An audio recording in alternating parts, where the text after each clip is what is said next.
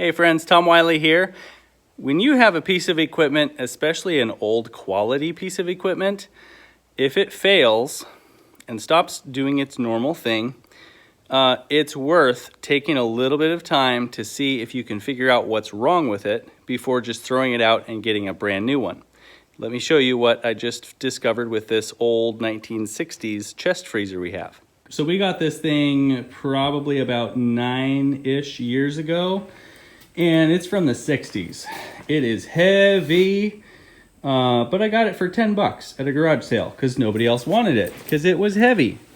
And I loved it because it was simple and it was built to last. This thing is a tank.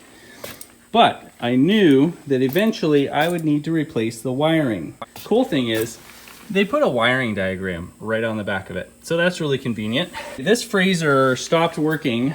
And I noticed stuff, I think yesterday or day before, I noticed stuff getting a little bit soft inside. And so I mentioned to Sarah, okay, we need to keep an eye on that freezer. Sure enough, give it a day or two, stuff was getting softer and softer. Okay, it is indeed not running. I tested, I had power at the outlet. That wasn't the problem. So thankfully I had it on a pallet, so I was able to use a pallet jack and just drag it out into the middle of the room so I could get back here and look, and sure enough, there's a junction box right here on the diagram, and it's right here physically. Inside that junction box is not connecting well anymore. You can probably see why, because you've got cords here that are really in bad shape, especially right there as it's going into the junction box, and there. Sure enough, I wiggled this just a little bit and it arced inside that junction box and the compressor started running. So there's my problem right up in that junction box. What I'm gonna do right now is just let it be. I'm gonna leave it alone. I got it in a position where it's not arcing, but it is running. So it's at least making our food cold again.